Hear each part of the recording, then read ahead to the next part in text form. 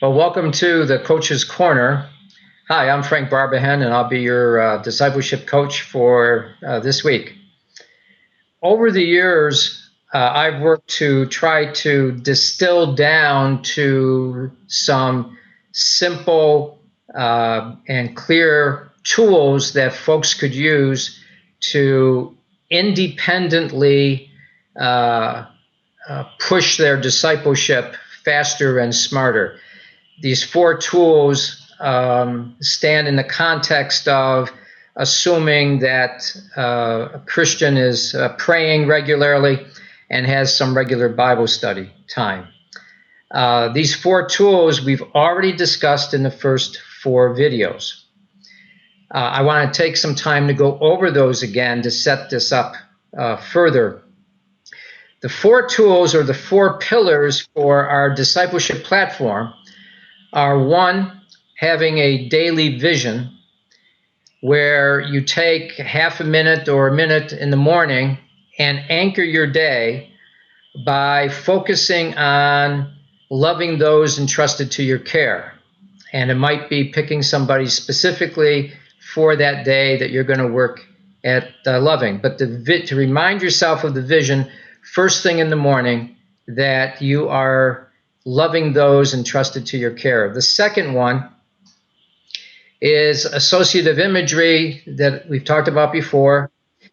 That's searching out your heart like David did in the Psalms. So you take 3 to 5 minutes a day and you prayerfully sit with self and close your eyes and ask the Lord to search out your heart, that you may know, why is it that you are not more loving in this situation or that situation? Why is it that you're being nasty or short-tempered or less than respectful in this or that relationship?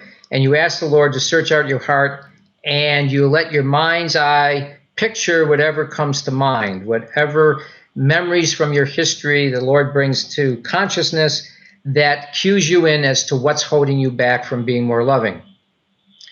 The third is to set up a coaching arrangement, perhaps with your spouse or with a friend.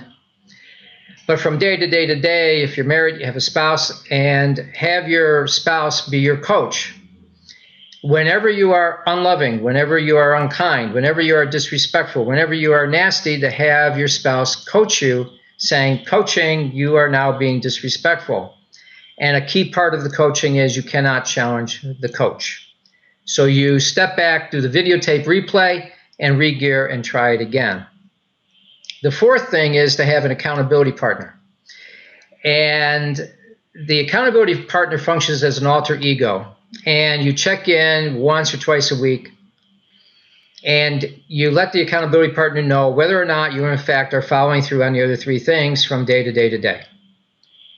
Now, the accountability partner is real key, because we have a built-in resistance to making these changes. We have two major sources of resistance. One is that we just don't have it as a habit in our lives to do these things. And it really takes a grand effort to make it into a habit. You know, some say it takes 28 days to make it a habit. Well, in my experience, it takes a lot longer than 28 days. You're kind of a superstar if you can do it in 28 days.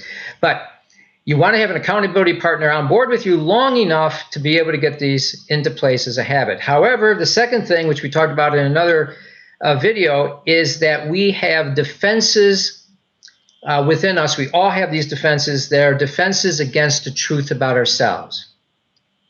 And so there's going to be resistance to doing these things, in particular the searching out our hearts, because we don't really want to search out our hearts and know what's going on inside, because we are afraid to face self.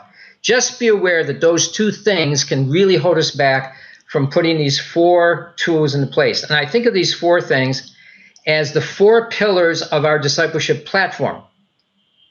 That platform that we can stand on sets up then our growth in Christ and our ability to have joy no matter what life throws at us.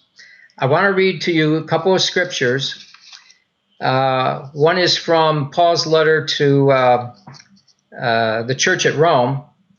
And he says, we also have joy in our troubles because we know that troubles produce patience. And patience produces character, and character produces hope. And this hope will never disappoint us. He says we have joy in our troubles.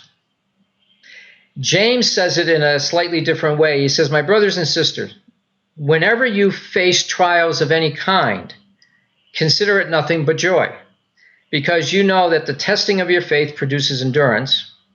And then let endurance have its full effect on you so that you may be mature and complete, lacking in nothing. In the next 3 videos, I want to unpack what the apostles are saying and how we can apply it. But the vision is that no matter what life throws at us, we may be unhappy with our circumstances, we may have troubles, we may have suffering, but if we play our hand right in Christ, we can have joy. So that's where we're headed in the next 3 videos. If you have any questions, feel free to email me at frank@peakperformancediscipleship.com, frank@peakperformancediscipleship.com.